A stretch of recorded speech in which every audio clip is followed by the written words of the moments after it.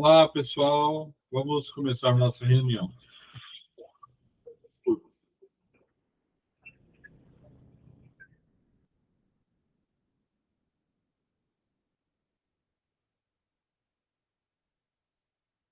Oi, Cláudia. Boa noite, primo, tudo bem? Tudo bem, e você? Quase caiu aqui, espera aí. E aí, Ezio? Oi, Marcelo, bom? Bem, e você? Tudo bem. Joia. Muito E bem. aí, boa? Não, ele está se preparando para Tá se operar. preparando? Vai operar dia 12, agora, sexta-feira. Sexta-feira. Mas vai dar tudo certo, né, primo? Você sabe. Você ainda tem uma missão muito grande, boa, né, pela frente ainda. Será? Ah, nós todos. Não adianta querer adiantar. A gente tem que passar pelo que tem que passar, né, primo? Sim, com certeza. E Entendi. vocês estão bem? Tô cansada. Ainda vou ter que segunda-feira ir lá no escritório. Eu trabalho home office, né? Mas sabe aquelas reuniões? O diretor pediu para todo mundo vir, né? Sim, sim. Então vamos lá. Oi, Lu! Célia. Tudo bem? Tudo bem, e vocês? Tudo bem. Bem, graças a Deus. Tudo jóia. Tudo bem. Faz Beleza. parte, né? Sim. Vamos esperar agora um pouquinho, que vai entrar ainda a Marli, Maria Fernanda. a Fernanda e a Conceição, né? Cláudia e Ézio ficam de... né? Tocaia. Porque se alguém não deixar... Eu já fiz até as vibrações. Você quer ver? Já escrevi as vibrações para não ficar nervosa. Ah, tá. Bom, Então, algo me diz que você vai fazer as vibrações. Algo me diz que eu já até escrevi para não ficar nervosa. Tá certo. Oi, Marli, cadê tu? Marli, Achou. Tudo bem? Joia. Sim, graças a Deus. Será a Conceição e a Fernanda, né? Sim. Uhum. Tem 2 minutinhos ainda, né? Uhum. Beleza. Como estamos? Tá tudo bem? Tudo jóia, graças a Deus, tudo bem. tudo bem, graças a Deus. Então, tá bom. Hoje, nosso amigo Carlos e a Ediane não entram, né? Não. A dona Clarinda. Beleza. Tem o feijoada também, né? E o feijoada. Ô, Marli, aquele rapaz, tá melhor? O Bruno tá. Pelo menos já saiu, né, dos tubos. Tá falando baixinho, mas ainda não tem um diagnóstico, Claudinha. Como é que ainda não sabe o que ele tem? Não, e olha que ele tá no HC. Está se fazendo todos os exames, ninguém sabe por que ele Mas ele tá normal, Marli? Hã? Será que ele tá normal? Tá falando, tá conversando baixinho, mas está. Pode falar. Só de sair dos tubos já é uma esperança, né? Às vezes acontece algumas coisas na vida da gente, a gente não consegue mesmo saber o que, né? Na hora não, né? Só depois. O caso da Ivani, que nós estávamos fazendo oração. Você vê, ela teve uma sepsia. Ninguém sabe o porquê. Ela paralisou do pescoço para baixo. Já tá andando, viu? Não na rua, mas dentro de casa, sem a ajuda do andador. Que bom, Ela agradeceu pelas preces, ligou para mim ontem, agradeceu pelas preces, mas também não sabemos o que aconteceu. Bom, Isso que tem que passar, né? Sim. Pessoal, isso. Vamos lá. A prece inicial, então, é a Lucélia, o Evangelho é a Marli, eu faço o Livro dos Espíritos, as vibrações é a Conceição, prece final, Fernando. Aí depois a gente faz um rearranjo, né? Se alguém... eu faço as versões, eu até escrevi para não ficar nervosa, não empatar, eu imaginei. Eu falei, deixa eu me preparar para não ficar nervosa. Isso, Cláudia, gratidão. Então vamos lá, Lucélia. Pode começar, minha filha. Vamos, então, serenando a nossa mente, nosso coração, e vamos nos ligando a Deus, a Jesus, aos mentores, ao nosso anjo da guarda, e vamos abrindo para o estudo. E vamos com a prece. Senhor, fazer de mim um instrumento de vossa paz. Onde houver ódio, que o leve o amor. Onde houver ofensa, que o leve o perdão. Onde houver discórdia, que o leve a união. Onde houver dúvida, que o leve a fé. Onde houver erro, que o leve à verdade. Onde houver desespero, que o leve à esperança. Onde houver tristeza, que o leve à alegria.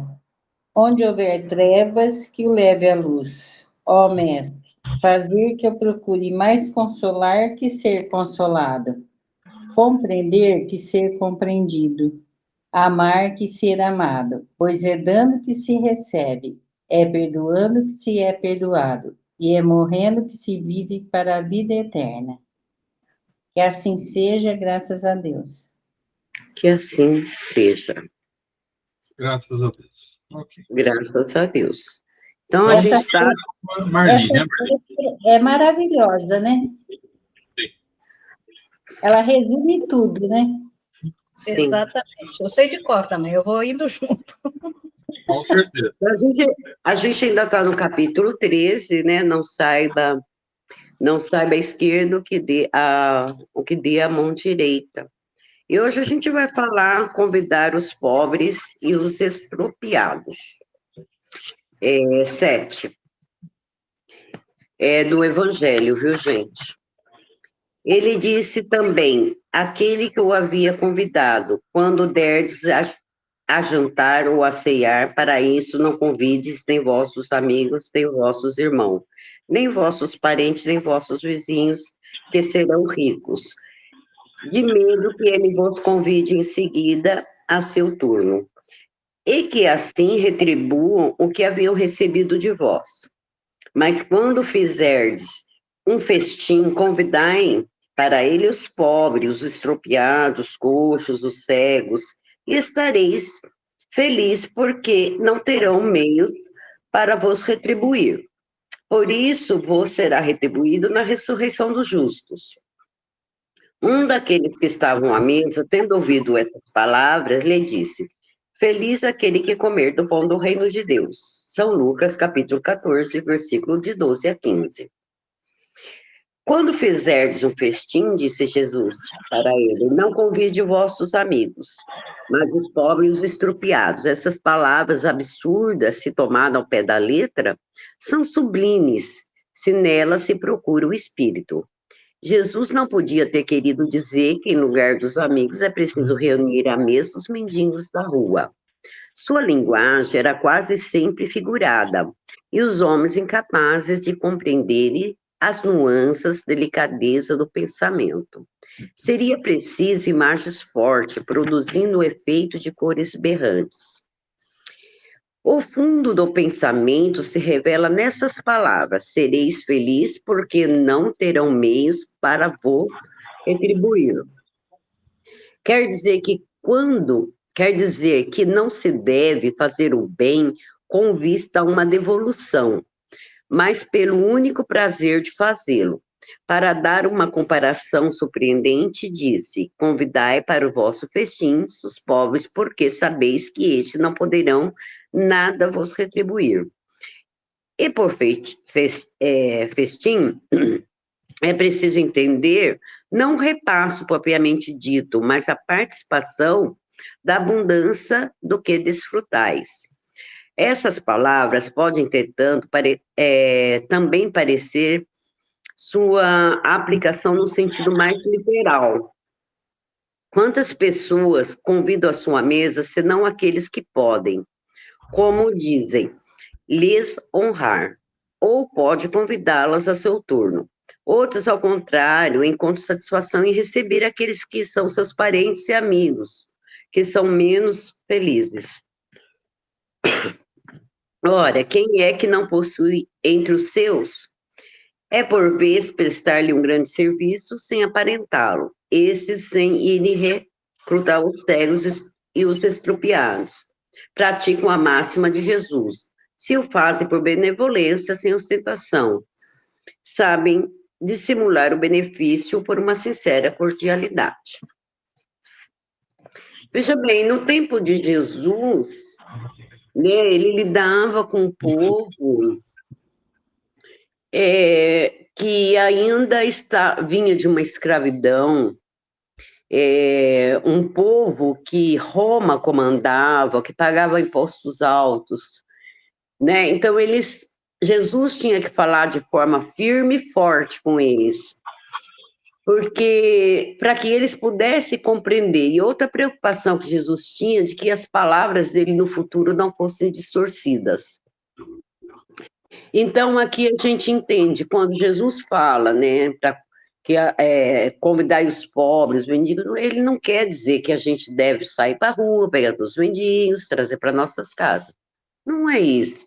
A gente pode convidar nossos amigos, fazer uma reunião familiar, fazer uma festinha de aniversário, desde que a gente não pense em ter vantagem sobre isso, ter uma moeda de troca sobre isso.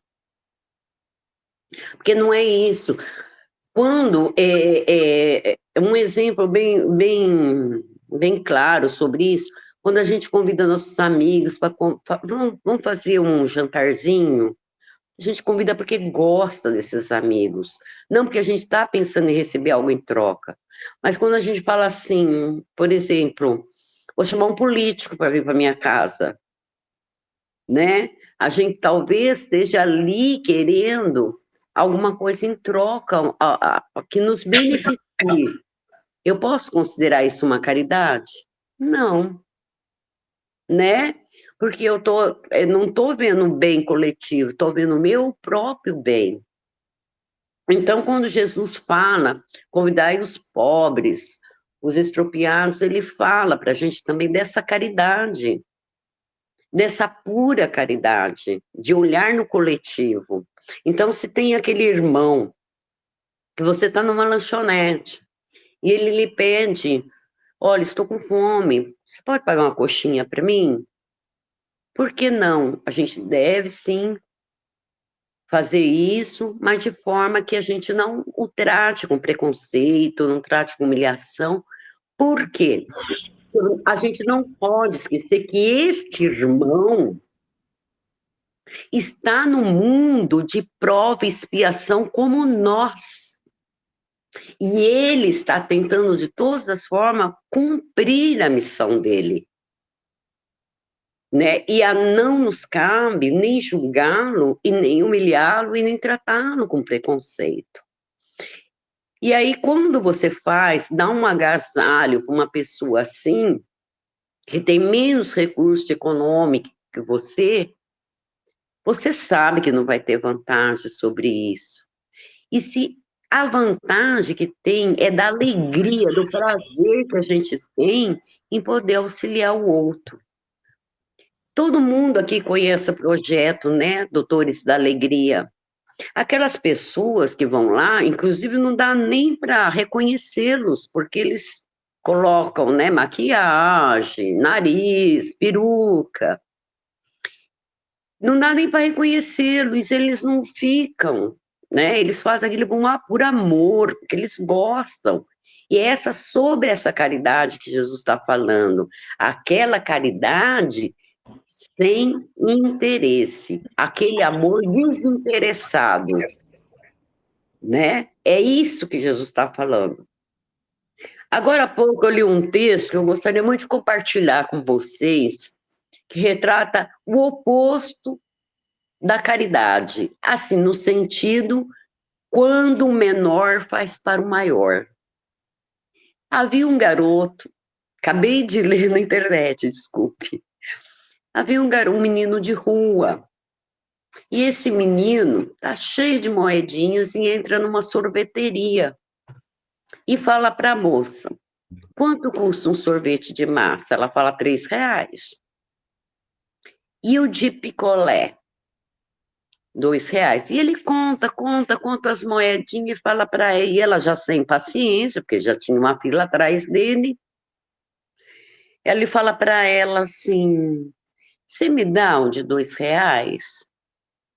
Ela vai lá, entrega para ele na mesa, ele chupa o picolé dele, e quando ela chega na mesa para recolher o papel, tinha R$1 de moedinhas.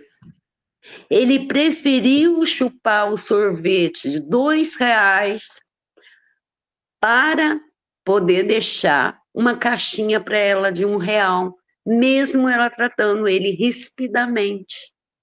Olha só, é quando o menor, né, tem menor poder econômico, ele mesmo assim, ele passa por tudo aquilo e mostra assim para a gente o quê? Que a caridade pode ser feita por todos, né? E que aquele espírito que veio para esse mundo de prova e expiação como nós, que é nosso irmão, ele está tentando de todas as formas melhorar. Então, que melhoremos com eles, que aprendemos também com eles, a não ter preconceito, a não tratar com humilhação, né? Essa é a máxima que Jesus disse. E eu anotei aqui uma palavra de Kardec que eu gostei muito, né? O verdadeiro homem de bem é aquele que pratica a lei da justiça, de amor e de caridade na sua maior pureza. Ele interroga sua consciência sobre os atos realizados. Ele se pergunta se violou essa lei, se não o fez mal. E fez todo o bem que podia, se alguém tem nada a se a lamentar dele. Enfim, ele fez ao outrem tudo aquilo que queria que os outros lhe fizessem. É a história desse menino de Allan Kardec. Alguma colocação? Só uma, eu achei fantástico, né? Bacana, muito bacana as histórias que você contou, assim, bacana mesmo. Fiquei muito feliz de ouvir.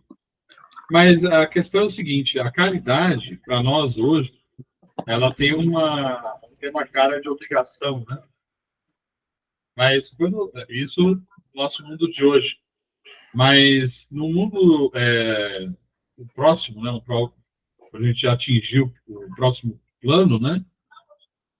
A gente não vai ser mais uma obrigação, vai ser uma coisa natural, né?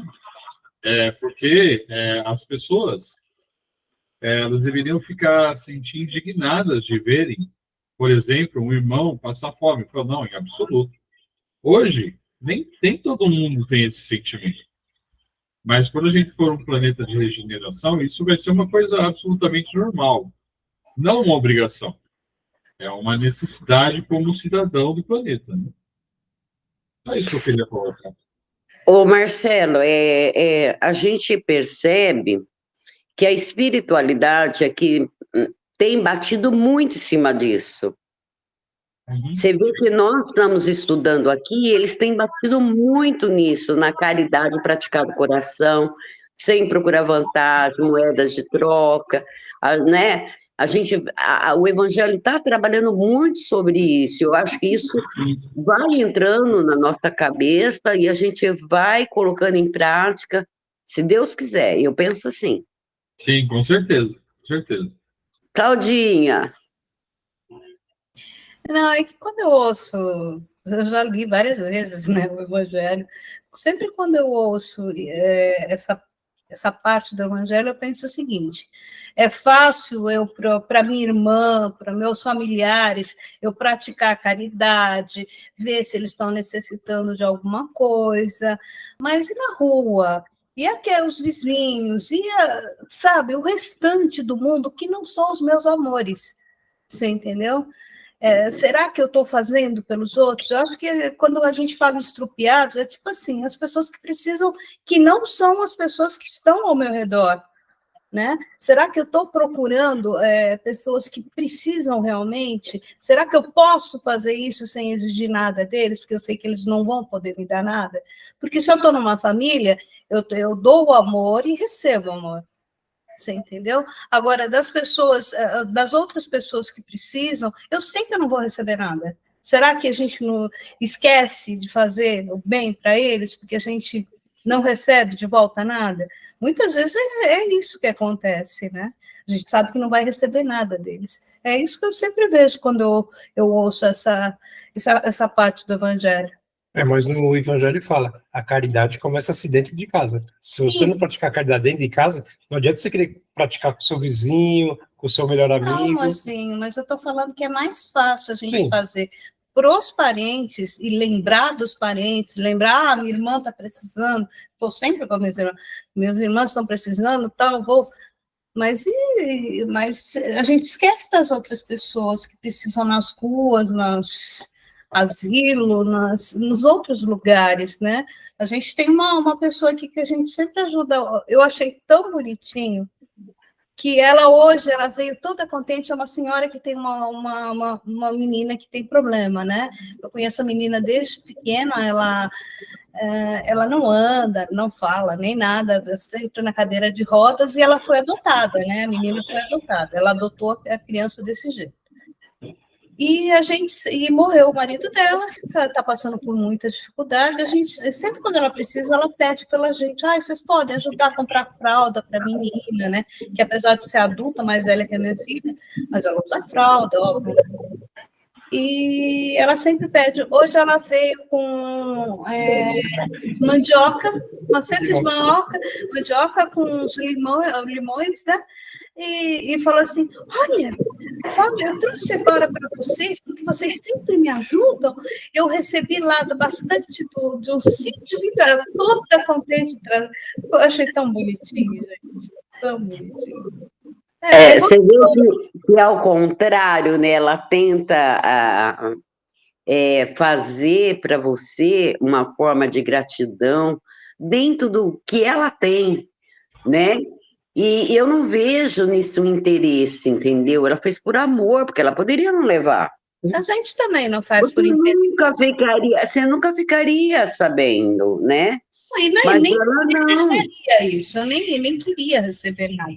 Mas só que eu achei bonitinho dela. É o gesto, é as atitudes, é o que a gente sempre fala aqui, né, Marcelo? A gente sempre fala a intenção. Sim, é o principal. Mas é isso, já comentei. Gratidão, viu, Cláudia? Gratidão, Marcela. Gratidão, Lu. Mais alguém? Eu acho que faltou a Lucélia falar alguma coisa, mas tudo bem. Já falaram tudo. Bom, obrigada, Lu. Então, se vocês me permitem, eu vou falar sobre a pergunta 379, sobre infância. Eu vou dividir em duas partes, porque é bastante longo, né? Eu vou fazer até a última pergunta que eu vou ler é a 383. Então, vamos lá, 379. É tão desenvolvido quanto o de um adulto o espírito que anima o corpo de uma criança? Pode até ser mais, se mais progrediu. Apenas a imperfeição dos órgãos infantis o impede de se manifestar. Obra de conformidade com um instrumento de que dispõe. A gente olha para uma criança, né, e a gente fala, é uma criança. Mas naquela criança existe um espírito que pode ser muito mais velho do que eu ou de qualquer um de nós aqui, né? Então, por exemplo, se nós fôssemos contemporâneos de Chico quando ele era uma criança, né? Você olha para a criança, o Chico como criança. Você não poderia imaginar que ele se tornasse, olhando para aquela criança, o que ele se tornou. né?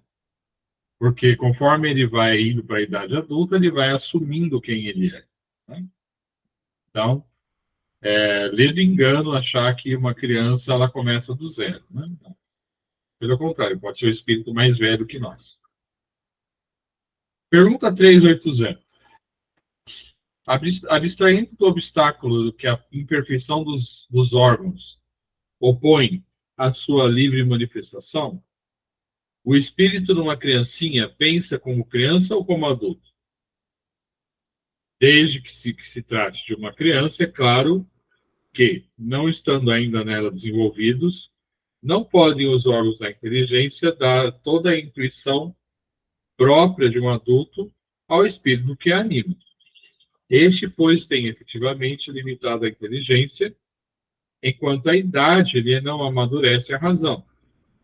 A perturbação que o ato da encarnação produz no espírito não cessa de ser por ocasião do nascimento.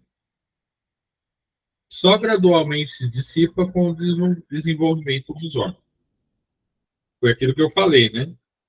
Ela nasce criança, mas o espírito ele vai assumindo as suas características ao longo do tempo.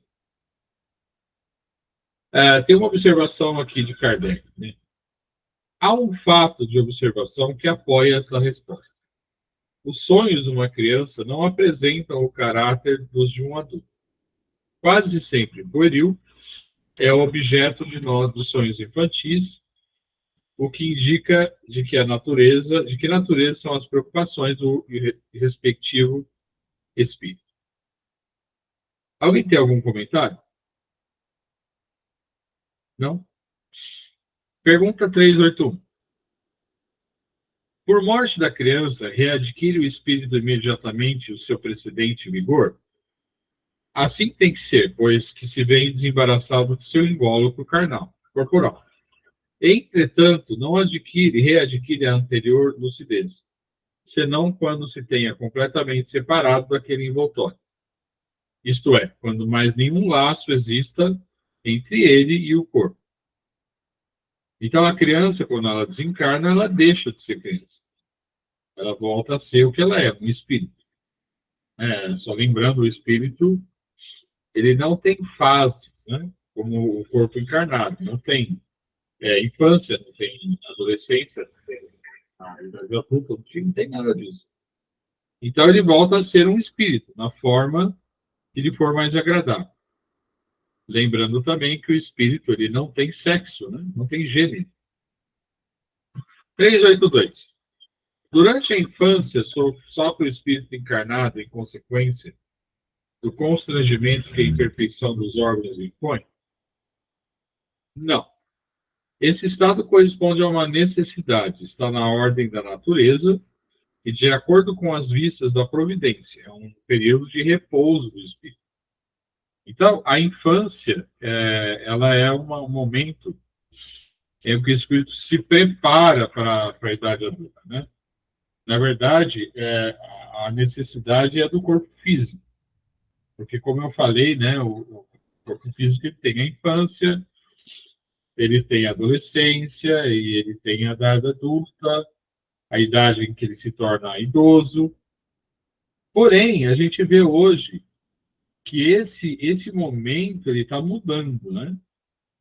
Nós vemos crianças aí que com 5, 6 anos, elas têm um conhecimento muito mais abrangente, né?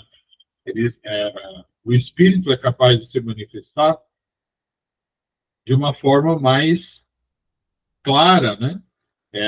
Isso por quê? Porque o nosso planeta, nós como seres humanos, nós estamos evoluindo também a forma física. O nosso corpo, como Homo sapiens sapiens, ele continua evoluindo. E aí, de uma maneira em que o espírito seja mais capaz de se manifestar. Diga, Cláudia. Eu fiquei pensando uma coisa agora e fiquei até com dúvida. Vamos ver o que vocês acham.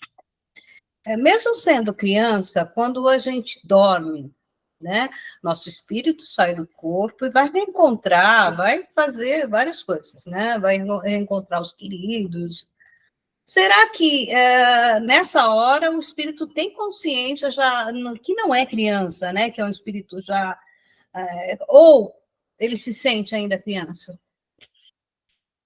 Você entendeu? Olha, Quando sai do corpo, o espírito vai reencontrar com pessoas de outras até reencarnações. Ele não vai pensar que ele é criança. Olha, eu vou colocar para você o que eu vivi na infância. Eu lembro muito bem que quando eu era criança, eu tinha uma série de indicativos, de saber o que eu tinha sido, algumas coisas relacionadas a vidas anteriores, mas no sonho eu me via como criança. Tá? Então, tem várias situações aí que em outro momento eu conto, mas... Então, ele tem consciência, mas, ao mesmo tempo, ele se sente criança. Porque, como o Espírito falou, é o momento em que o Espírito ainda está sob proteção, né? Okay. Para a vida adulta. Diga, Marli.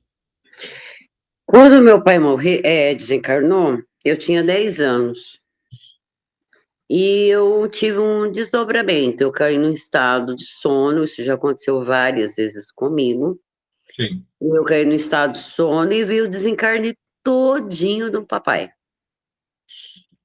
Sabe? E de forma diferente, mostrado para uma criança. Então, papai era evangélico e eu via a Bíblia sendo folheada assim, certo? E à medida que ia passando as páginas, eu ia vendo partes da vida de papai.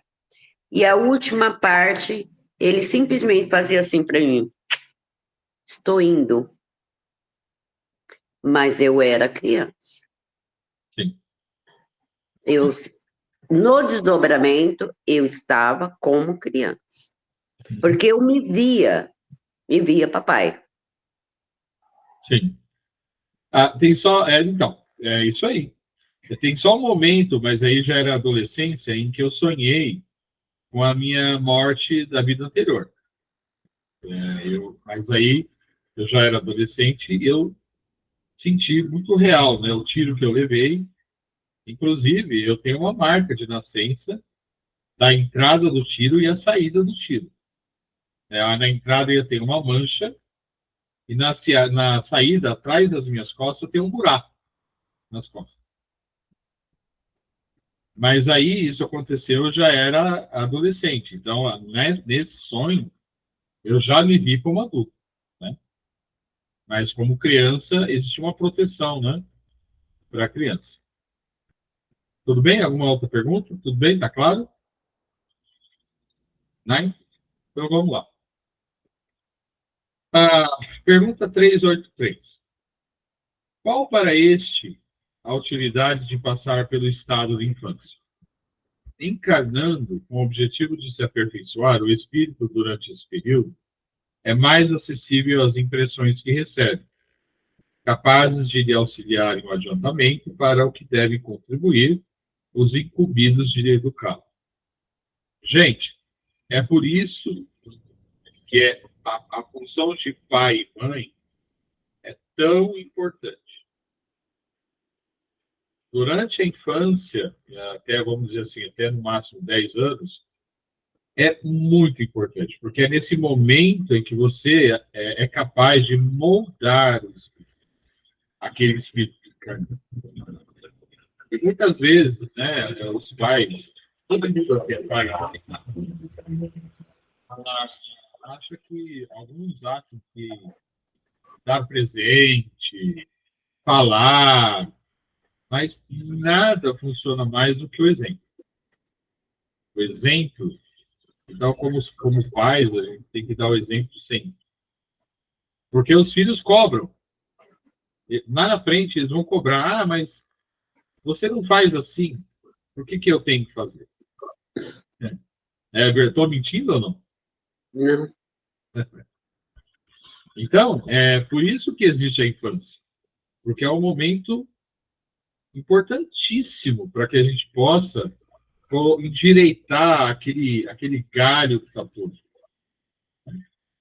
Porque senão Aí depois, a coisa vai ficar complicada. Por exemplo, eu vou citar um caso, vou falar nomes, é um parente qualquer, que teve um filho bem com bastante idade, né, mais de 40 anos, e aí o que acontece com isso, frequentemente, é que a mãe e o pai, eles acabam se tornando super protetores. E eles têm dinheiro, são ricos.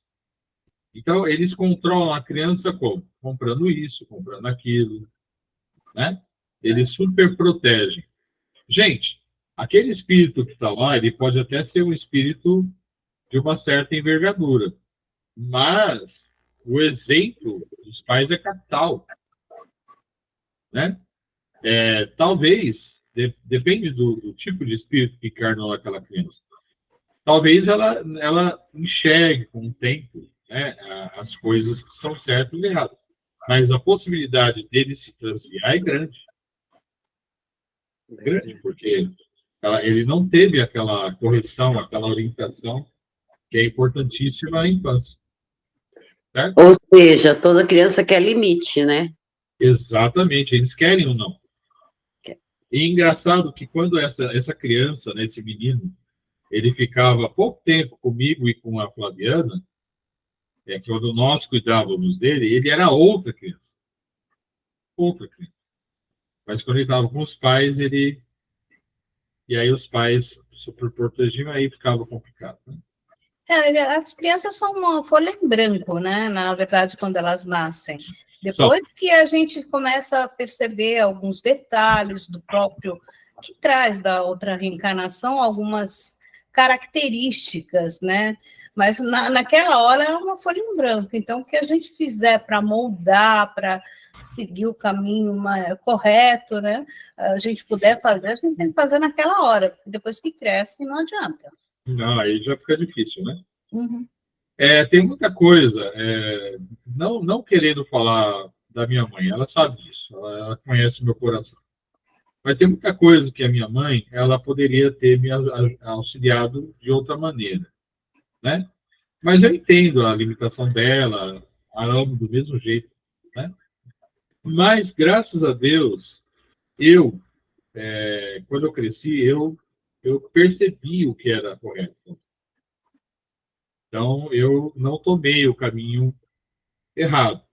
A minha mãe me super protegia, porque não tinha pai, tinha perdido o pai com 7 anos, então ela me super protegia, porque eu era o filho mais novo, né? Então, tudo isso, mas graças a Deus eu consegui superar, mas tem criança que não consegue superar isso. Né? Tudo bem? Alguma pergunta, alguma dúvida? Não, tá tudo ok. Então, a Conceição não entrou, a Fernanda não entrou, precisamos da Cláudia. E veja, Ézio, eu sei que você não gosta de falar muito, mas você poderia só fazer a prece de encerramento, o que você acha? Eu escrevi. Eu sabia que eu ia ter que fazer. Eu escrevi, ó. Não, o Ézio, Claudinha, você vai fazer a vibração. Então, pronto. Só fazer a prece encerração, Pai Nosso, Ézio. O encerramento, Ézio, eles querem que você faça um Pai Nosso. Tá. Ele também não gosta de falar em pública. Ele é como eu. Não vai dar certo. Nós vamos tentar.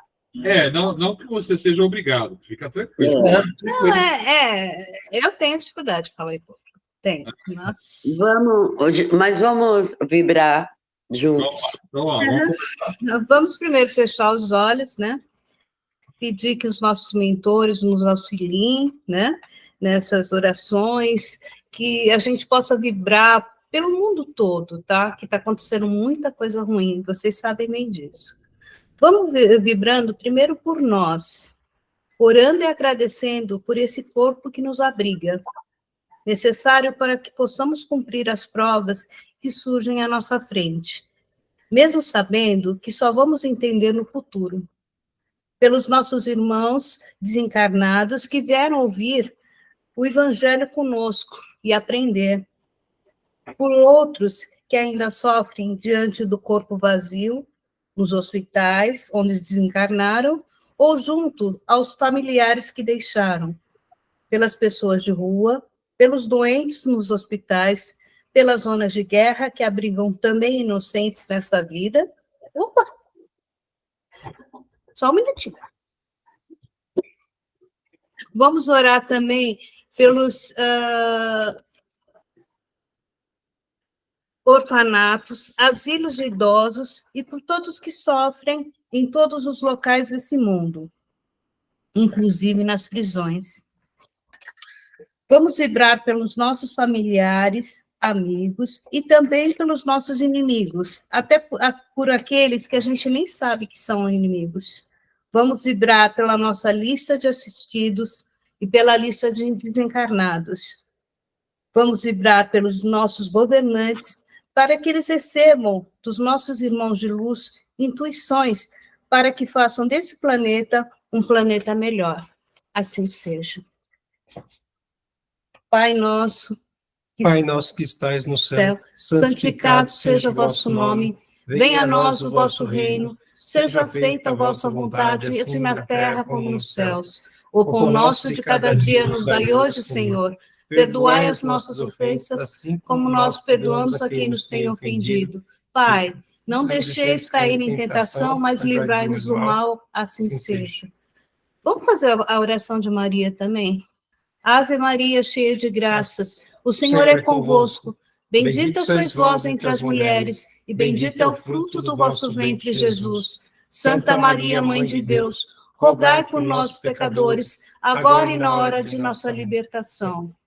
Eu peço que os nossos irmãos de luz que vieram nos intuir, fazer com que a gente fizesse o Evangelho, estudasse o Evangelho, que eles levem esses irmãos que vieram receber a palavra do Evangelho, que vieram aprender conosco para as regiões de luz, para que eles possam ser tratados. E agradeço a todos que estiveram aqui presentes. Assim seja.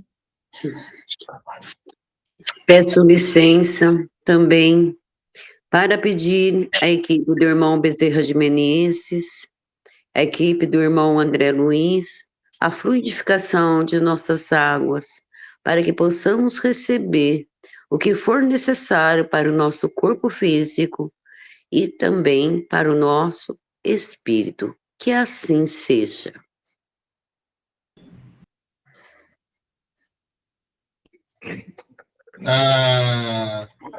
Ô, prima, você quis acabar comigo, né? Por que, primo?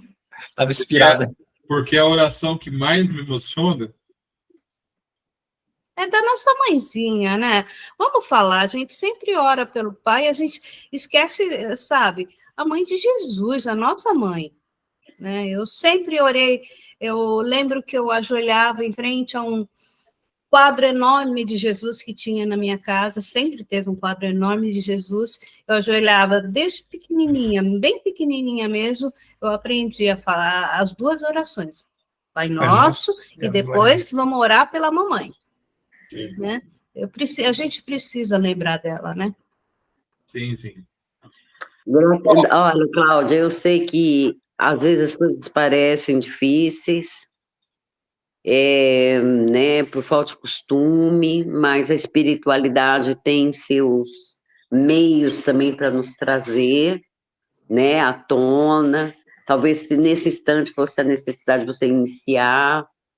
Agradeço a você, ao Ézio, né, por se empenhar em estar nos ajudando, porque nós estávamos com um grupo desfalcado, mas sabemos também que a espiritualidade aqui presente está muito grata, conforme nós também estamos, eu, a Lu e o Marcelo, eu tenho certeza disso, e nossa eterna gratidão, sempre. Vocês que me deram muito, a gente poder fazer o Evangelho juntos, a gente já faz o Evangelho do lar todos os dias, né?